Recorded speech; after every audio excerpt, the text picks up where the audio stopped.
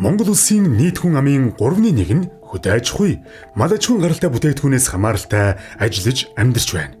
Тиймээс малын гаралтай түүхийд бүтээгдэхүүний чанарыг сайжруулахад малын эрүүл мэндийн тухай зайлшгүй ярих ёстой асуудал юм.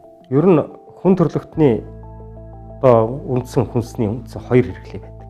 Нэг хэрэглээ бол мал амьтны гаралтай хүнсний хэрэглээ, нөгөө хэрэглээ бол ургамлын хэрэглээ. Малын эрүүл мэнд гэдэг бол Монгол улсын төвшинж, олон улсын төвшинж хамгийн чухал асуудал. Яагаад гэвэл ялангуяа Монголын хувьд бол Монгол мал эрүүл ижиж, монгол хүн эрүүл байсан. Мах сүүний тэр бүтээгдэхүүний онцлог энэ төр бол дэлхийд гайхагдсан ийм онцлогтой ийм л малтай орн Монгол орн болоод өнөөдөр дэлхий дээр бол яг байгалаараа, экологоороо яг цэврээрээ байгаа бэлчээрийн ургамал идээд түүгээрээ хүнс үйлдвэрлэдэг мал бол зөвхөн Монгол мал. Зөвхөн Монгол мал.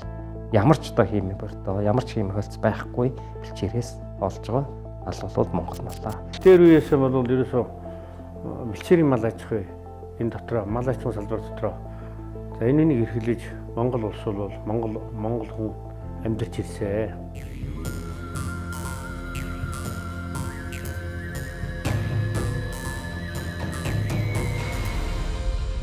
Дэлхийд дээр 8 тэрбум хүнтэй болчихлоо. 8 тэрбум хүнийг амьтны гаралтай уургаар хангана гэдэг бол маш том асуудал. Дэлхийн нийтийн том асуудал болж байна. Тэгтэл манай улс ч гэсэн өнөөдөр ингээд малын тухай асуудал яригдаж байна тийм ээ. Тэгэхээр энэ маань хүнстэй шууд холбоотой байж байна. Тэгэхээр малын эрүүл мэнд яагаад чухал вэ гэхээр хүний идэж байгаа хүнс эрүүл аюулгүй байх хэрэгтэй. Монгол орны бэлчээрийн мал аж ахуйд үйлчилж байгаа мал эмнэлгийн байгууллага бол бас их олон жилийн түүхтэй л дээ. Тэгэхээр бараг 13 дугаар зуунаас өсвөлээл энэ түүхийг бол ярих учиртай болж байгаа. Мал эмчилгээний арга малчтаас ард түмнээс өөрсдөөс нь гарсан арга. Тэгээ энэ арга бол сүүлдээ бас тодорхой хэмжээний системтэй болоод Монголын ардын уламжилт мал эмнэлэг гэдэг нэрийн дор бол олон жил хөгжиж ирсэн л дээ. 1918 онд Оросын мах экспортдог байсан хүн мялзангийн вакцины үйлдвэр анх байгуулж тэр хүнээс Богдоон засгийн газар 1923 онд авснаар Монгол улсын малын эмийн үйлдвэр эхлэл тавьсан түүх. Тэгэхээр 23 онд анхны мал эмнэлэг байгуулагдахад бол энэ ардын эмчилгээний аргандар нэмэгдээд Европын мал эмчилгээний арга бол нэвтэрч орж ирсэн. Тэгээ энэ утгаараа бол тэр үед мал эмнэлгийн байгууллага жинхэнэ утгаараа байгуулагдаж тодорхой бүтцэд орж тэгээ явсаар хагаад 1998 он хүртэл бол Монгол улс өөрийн гэсэн мал эмнэлгийн бүтцтэй тогтолцоотой бүх аймаг суманд мал эмнэлгийн үйлчилгээ үзүүлдэг ийм байжгаад 1998 онд бол сумын мал эмнэлгийн байгууллагад хувьчлагдсан. Хамгийн их малчинтайгаа ойрхон байдаг хүн бол сумд малын эмч. Тэгэхээр малын эмчүүд бол хувийн нэгжийн малын эмч малчдыг соён гэрүүлэхээр шатараатай, төлөвлөгөөтэй ингэж аргамжаа амаар байгаа юм. Өөрөөр хэлбэл өөрийнхөө ажил үйлчлэгийг нэгдүгээрт сурчлан таниулах, хоёрдугаарт тэр өвчнүүдийн хор ахирлыг малчинд ойлгуулах. Тэр малчин зүгээр малчин биш шүү дээ. Тэр бол хүнс үйлдвэрлэгч байхгүй юу? Хүнс үйлдвэрлэгч гэдэг талаас нь малчныг соён гэрүүлэх. Энэ ажлыг бол заашгүй хийх ёстой юм аа. Монголын мал эмнэлгүүд дундын хоршоо нь мал эмнэлгийн нэгжүүдийн орлогыг нэмэгдүүлэх, халдварт болон халдварт бус өвчнөөс урьдчилан сэргийлэх, малын эмч нарыг чадварчуулах, тусламж үйлчлэгийг сайжруулах, малчинд боловсрол олгох, малын тоо толгойг сайжруулах зэрэг өргөн цар хүрээнд мэргэжлийн судалгаа, шинжилгээ, төсөл хөтөлбөрийг үндэсний хэмжээнд хэрэгжүүлэн ажиллаж байна. Монгол улсын малын бараг 55% нь шууд үйлчилж байгаа. Малчид руу хандсан бол сайн малч гэдэг төсөл байна. Энэ бол тооноос чанартай өрөөтэй. Ер нь бол малчдыг уламжлалт арга зүгээс илүү үр ашигтай, бүтээмжтэй ийм хэлбэр рүү шилжүүлэх зорилготой ийм төсөл хэрэгжүүлж байна. Олон улсын байгууллага болоод компаниудтай бол хамтран ажилладаг байгаа. Манай орны нэг бас энэ экологийн өөрчлөлт, цаг уурын өөрчлөлт, ялангуяа энэ бэлчээрийн цөлжилт энэтэй холбоотойгоор янз бүрийн өвчнүүд гарч эхэлж байна л да. За сүүлийн үед хамгийн гол анхаарал татж байгаа нэг өвчин байгаа. Өвчл байгаа. Гэхдээ энийг бол 19 онд 20 аймгийн 819 малын эмч малчидтай судалгаа хийгээд тэгээ энэ дээр бол дүгнэлтүүд гаргасан юм. Одоохондоо янз бүрийн шалтгаанаар ургын гажиг та төл гарч байна. Ургын гажиг одоо илэрч байна гэдэг ийм юмуд яваад байгаа шүү дээ. Тэгэхээр энэ бол 19 оны дүн олон толгойтой гардаг ч юм уу, хүлгүй байдаг ч юм уу, олон хөлтэй байдаг ч юм уу, эсвэл нэг эргэтэн байхгүй ч юм уу, эсвэл одоо гараад гарсан хойноо амьдрах чадваргүй ч юм уу гэдэг ингээд олон юмнууд байна л да, тийм ээ. Ийм одоо ургын гажгийн тохиол илрээгүй аймаг байхгүй. Мал эмнэлгүүдийн дундын оршооны мөнгө хэрэгжүүлсэн нэг төсөл бол 2019 онд хэрэгжүүлсэн 5 гушуун малын мал тохиолдож байгаа төрөлхийн болон олдмол гаж хөгжил эргэтэн тогтолцооны гажигта төл малын судалгааны ажил багнаа. Энэ төслийн хувьд бол 2019 оны 3 сарын 11-ээс 3 сарын одоо 30-ны хооронд бол хийж гүйцэтгсэн ажил байгаа. Судалгаа нь одоо 20 асуулт бүхий асуумж байсан бөгөөд тухайн үед одоо тийм 1600 аж ахуйн нэгж байсан. Тэдгээрийн одоо 819 аж ахуйн нэгжүүдээс одоо уг судалгаануудаа авсан байгаа. Төрөлхийн болон олдмол гаж хөгжил эргэтэн тогтолцооны гажиг бүхий тохиолдлыг судалгаанд оролцсон 819 мал эмнэлгүүдийн нэгжүүдийн асуумжаас харахад 253 тохиолдлоос ботхонд 7, унганд 12, тугаланд 11, хурганд хамгийн их буюу 149 тохиолдол, ишигт 74 тохиолдол тус байсан ба богмалд илүү их тохиолддог болохыг тодорхойлсон.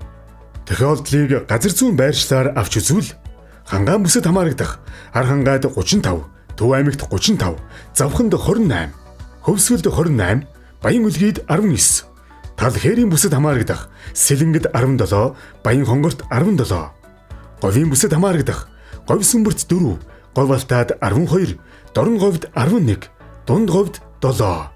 Хангаан болон өндөр уулын бүсийн аймагуудад илүүтэй, тал хээрийн болон говийн бүсийн аймагуудад харьцангуй бага тохиолдож байгааг харж болно. Тохиолдлуудыг жил жилээр нь ингээ харьцуулсан тохиолдлоор нь харах юм бол 2000-аас 2005 оны хооронд бол 41 тохиолдол, 2006-аас 10 оны хооронд бол 14 тохиолдол, 11-ээс 15 оны хооронд 15 тохиолдол, 16-аас 18 оны хооронд болохоор 129 тохиолдол. 19 оны одоо эхний 3 сарын байдлаар бол 15 тохиолдол гарсан байна гэж одоо бүртгэгдсэн байна. Судалгаанаас харахад дээрх 253 тохиолдлын мэдээллүүдийг малчид өөрсдөө 218 удаагийн мэдээлэл дуудлагаар өгсөн бол 35 удаагийн тохиолдлыг малын эмчнэр мал эмнэлгийн ажлаар явж үйлчлэгээ үзүүлж байхдаа мэдэж бүртгэгдсэн байна. За энэ дотроос ямар эмэг гин илүү байна гэдэг ихтэй зэрэг олон толгойтой гардаг эмгэг бол хамгийн их. Олон хөлтэй гардаг бол дараагаар нь орчих. Тэгээд нөгөө сөвн битүү тийм одоо эмгэг бол одоо ингээд явах жишээтэй. 69% нь толгой одоо гажигтай. 22.6% нь болохоор хөлийн гажигтай. Ийм гарч ирж байгаа. Тэгэхээр энэ гажигууд шалтгаан нь юу вэ гэдэг ингээд авахтан зэрэг. Тэгэхээр энэ бол бид нэр асуумжаар авсан шалтгаан шүү, тийм ээ. Энэ асуумжаар авсан шалтгаанаас аваад үзсэн зэрэгсөө энэ ургамлын бүтэц бүрэлдэхүүн өөрчлөгдсөн. Одоо нөгөө малын тэжээлийн дутагдалд орсон л гэсэн үг, тийм. Хамгийн гол нөгөө хээлтүүлэгчийг сонгох алдаа. Одоо манай малчид чинь хаанаас чамаагүй нэг хээлтүүлэгч авцаараа л ингээд тавьж байгаа шүү дээ. Тэгээ тэр нь одоо нөгөө янз бүрийн халдварт өвчнөйч байдаг юм уу? Ийм утгаараа олон шалтгаанууд байна.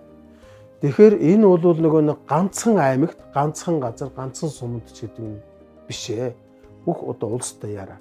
Тэгэхээр энийг бол ингээд гамшиг болцсон байна гэж бас ойлгож болохгүй.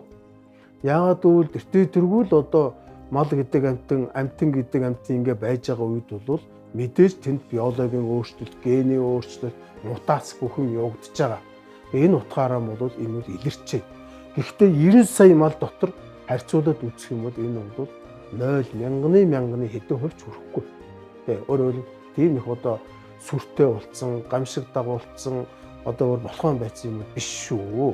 Гэхдээ мал амьтан өвчлөлтгөл учраас ийм юм илэрч байгаа шүү гэдгийг л бас хэлчихмээр. Өмнө нь бол ийм хэмжээний судалгаа, шинжилгээ байхгүй юм билээ.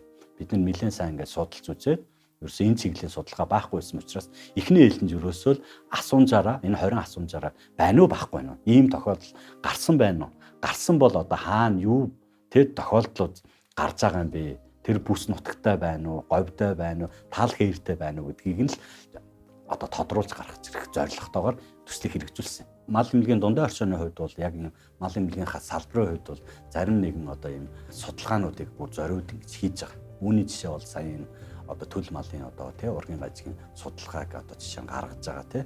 Энэ нь бол одоо бид нэр бол улсдаа болон тий бусдад одоо ямар нэгэн тоо баримт датануудыг бий гаргаж болоод цаашлаад бүр илүү их гүнзгий судлаад ингээ аваа явах юм бол энэ маш их одоо малын эрүүл мэндийн хамгаалахад одоо хувь нэмэр оруулах маш сайн туслана гэж дундаа орчол харж байгаа.